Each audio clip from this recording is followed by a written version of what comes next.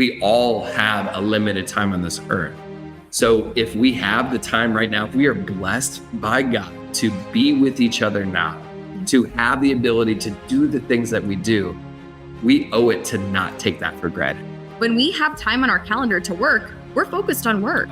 But when we have time to be together or with family or whatever that looks like, we're where our feet are. Yeah. We're present with each other.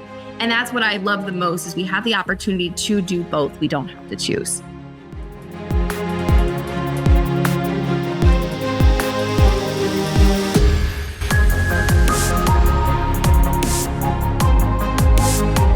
Have you ever found it difficult to turn off all of the thoughts about work when you are trying to be present with your significant other?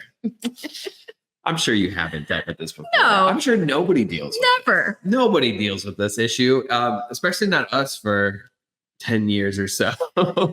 We've never dealt with it. You've never dealt with it. But No. maybe, what is it for the guy in the back? The guy in the back. We know that after talking to a lot of entrepreneur couples and having been couplepreneurs ourselves, this is a very, very, very, very common problem. But we're here to tell you that this problem is very solvable. So if you ever wanted to know how you could transition out of work mode and into romance mode, almost like you're just flipping a switch on and off, there are 3 things that you could do right away. 3 things that you could do. We're going to give you thing number 1 you can do right now behind curtain number 1. Ariel, tell me what is behind curtain number 1. Thing number 1 is called the treasure hunt mentality. Yeah, this is a technique that you can apply whenever you are with somebody that you want to be present with them. Yes. So when Ariel and I used to go on date nights, like everybody says to do, it was really hard for me to pay attention to her.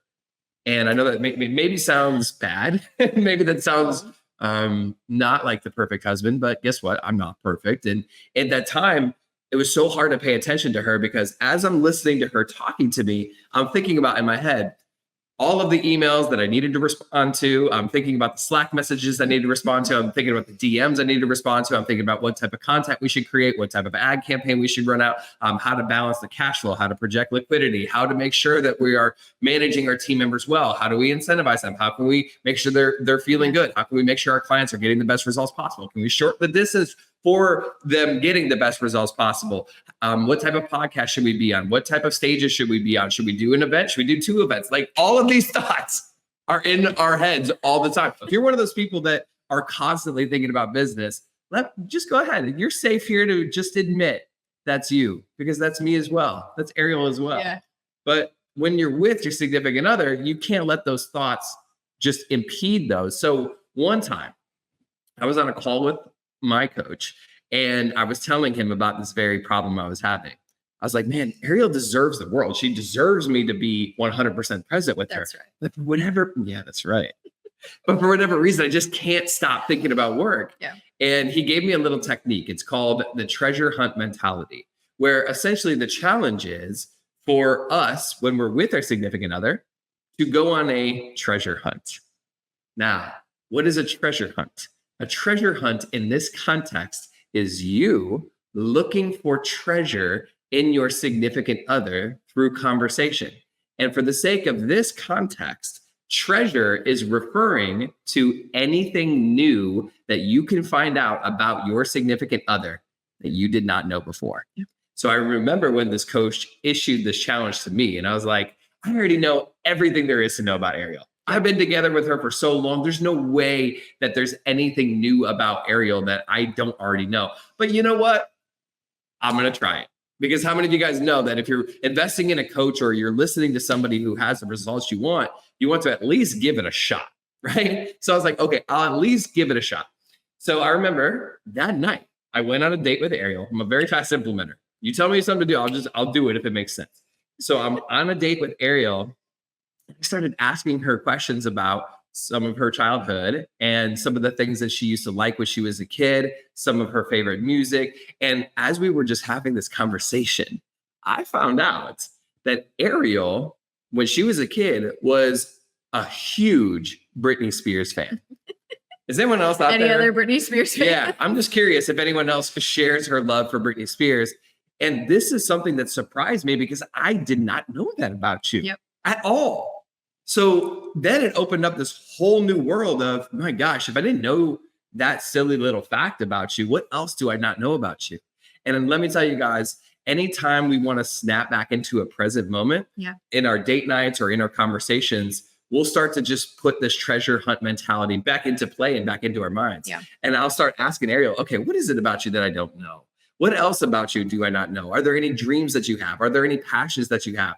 What's on your bucket list? What is something that you would like to accomplish that you've never told anybody else before? And this literally becomes my mission.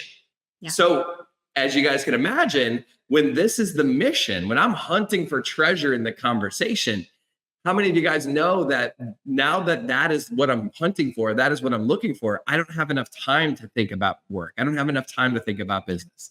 That is how this works. So you wanted to add to that? Yeah. In a similar context, there's a scientific study that I read quite a few years ago where it talked about, especially for women whose minds tend to multitask quite a bit.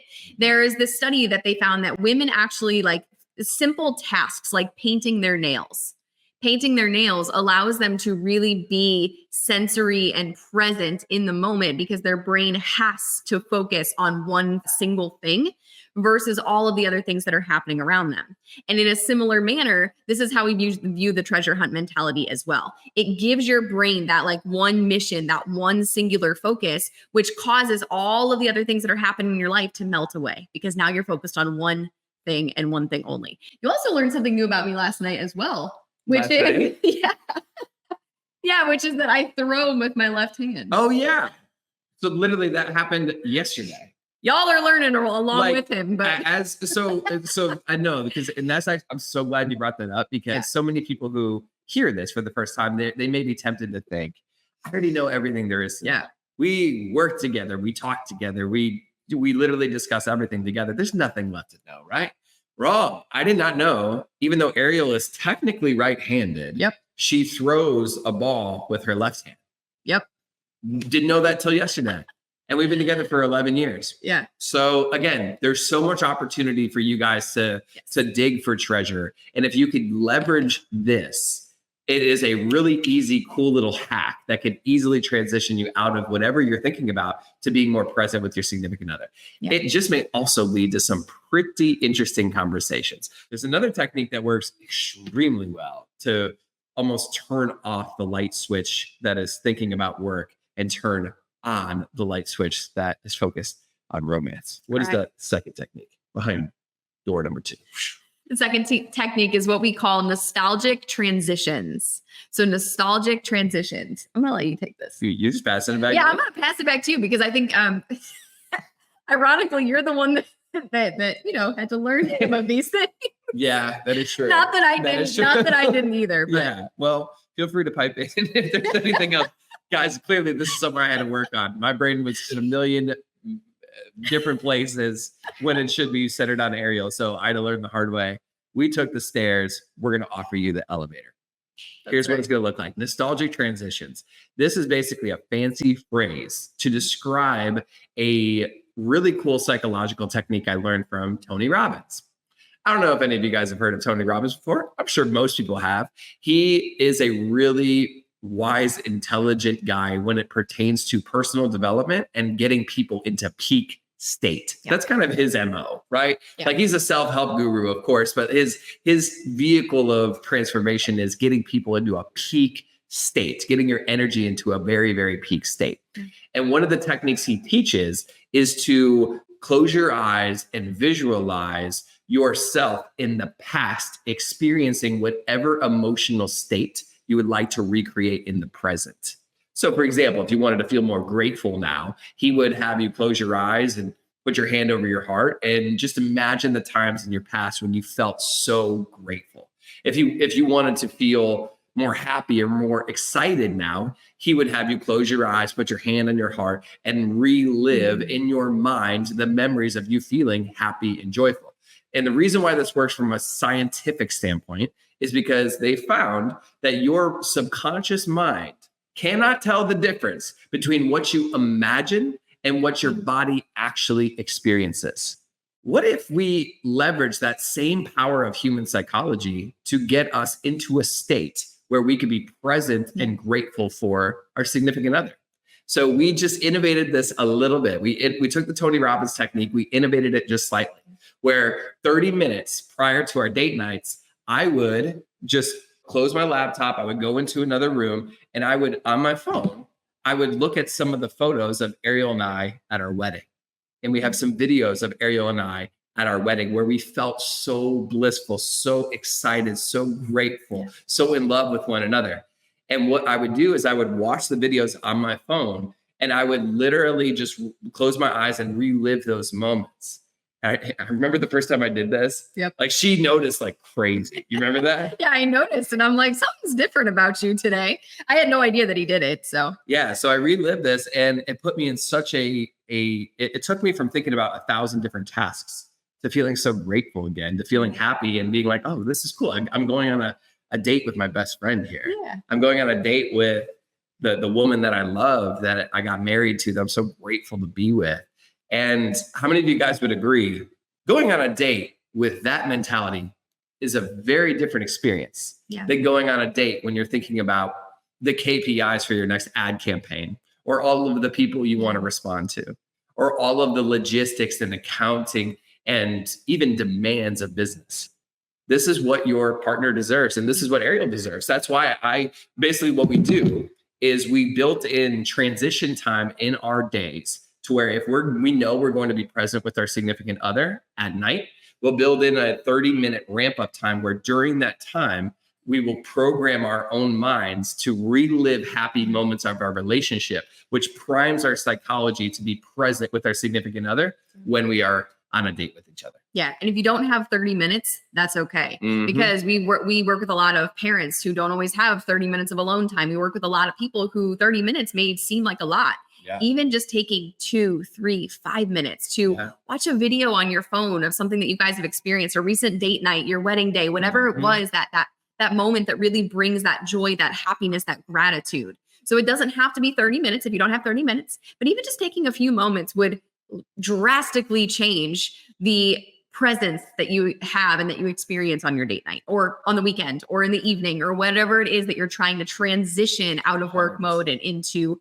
romance mode or family mode or whatever that looks like. Yeah. And just because you guys are here now, you might as well just kickstart this process right now, which may be perfect for whatever it is you're about to do today. What was a very happy moment for you and your significant other in the past? Let's relive that together. So if you could think of in your mind a time in your past where you and your significant other were just on fire for each other, you felt the love, you felt the connection, you felt the happiness. What was that moment? Because this is, and by the way, this is one of our favorite things to do because we're talking with entrepreneur couples from all over the world. And you guys will start to see by the examples of other couples that this is truly possible. It actually is possible to reflect on the great times of the past, to prime yourself for the great times ahead in the present. Yeah. If you're an entrepreneur, at least one of you in the relationship, most likely both of you to a degree, you're a visionary. Yeah. You have that skill, that gift, that ability to visualize, to see the future, to see problems and shift those problems, right? You have the ability to create and visualize things. This is your opportunity to literally utilize that strength and that skill set to visualize, to remember, to bring a full vision of what it looks like to feel that way, to experience that gratitude, to experience that joy. So use that now, not only towards your business, but also to reconnect with your partner in the process. Kyle got me a gift to take me to an oceanfront home, because one of my goals and one of our dreams is to live on the ocean. And so Kyle, for my birthday, gave me the opportunity to touch the dream, so to speak, which is the opportunity to really step into that dream and to, for, a little getaway, stay in an oceanfront home. And that was one of the best, 3 days of my life. Yeah. I had such a good time. And so that's one of my moments. Well, thank you. Yeah. It's my honor to do that. It's your honor. It's my honor. Yeah. Why are you laughing? It just sounded so professional. Well, I mean, it is though. Honestly, that was actually a pretty wild experience too, because Ariel also loves dolphins. And as God would have it, on one of the days that we were there, we were in the bedroom overlooking the ocean, and wouldn't you know it, right outside the door, there were some dolphins jumping up. Yep. So that felt like confirmation that what it is we're co-creating together is possible. Yeah. I think God sees it too. Yeah. Thanks for sharing that. All right, we'll talk on Valentine's. Did you want me to share too? I feel like that's Go for it. No pressure. No, I mean, there's so many moments. Okay, so like at our wedding reception, this is one of the moments I relive a lot. Okay. At our wedding reception, when you and I are dancing, and then like our family formed the circle around us, that was pretty wild. That was wild. Yeah, I'm not even a good dancer yet. One of my favorite memories was dancing with you. Oh, actually, no, You should do it more often. which also reminded me at the Bahamas when we got married. So Ariel and I are pretty wild in terms of like we one of our strengths as entrepreneurs is we could just kind of believe that something's going to happen. We walk by faith and then it just happens. And again, that's why we give glory to God for everything we do, because it's just, I don't know how it works this way. But when we got married, we had this wild idea that, you know, we're getting married on the beach. We're going to do a nice dinner, but we don't really have a reception for our wedding day planned. But in the Bahamas, there's this little local square where all of the locals come together with all of the different people traveling from all over the world. And they come to the square and they dance. So I don't know, maybe we'll just take the entire wedding party to the local square and maybe they'll have some music that we can dance to. That was our thought.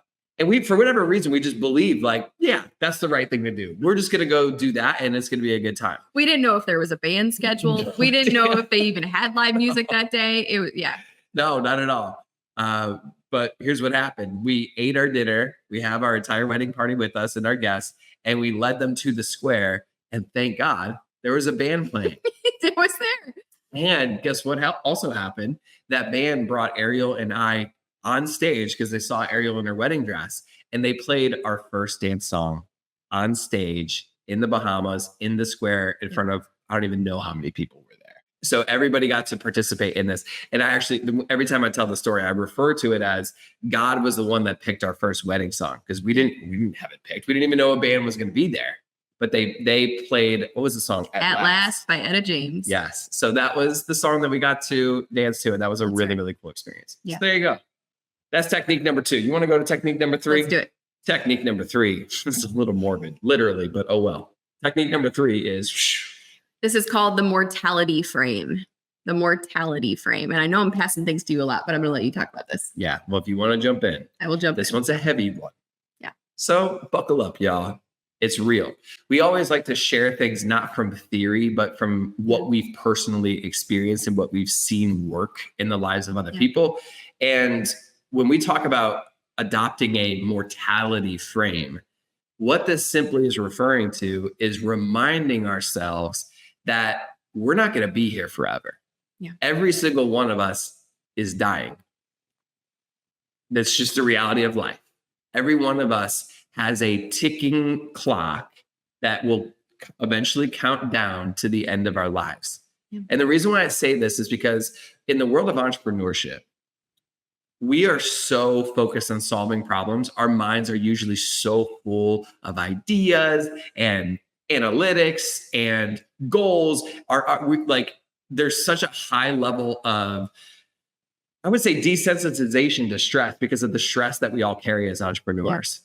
But with entrepreneurs, sometimes like just talking about why you should prioritize your significant other isn't always the thing that's going to pierce the veil. It isn't always the thing that's going to shift you ultimately out of that high gear into the lower gear so you can be present with your significant other. We all know what we should do. It doesn't mean that we always do it. And I am one of those people. I'm one of those people, like, unless something's kind of like an emergency, it's hard to break my focus on anything. Yeah. Like it has to be a really high level of stimulus in order for me to shift focus.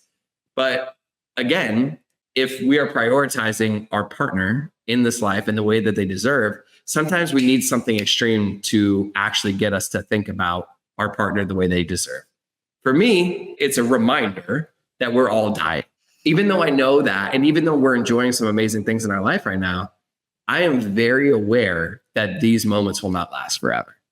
I am very aware, and I remind myself often that even though I enjoy some of the best, most happiest moments with Ariel right now, these moments will fade.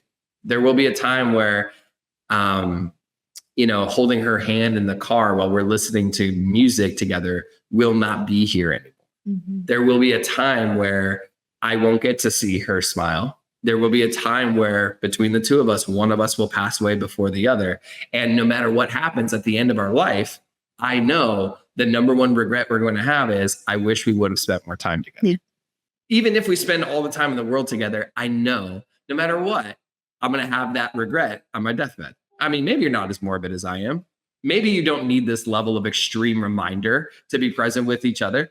But if you're like me, and sometimes this is helpful, my goodness, the thing that gets me the most present with Ariel, the thing that gets me to prioritize her and every moment I have with her over everything else in my life, is to remember this one thing.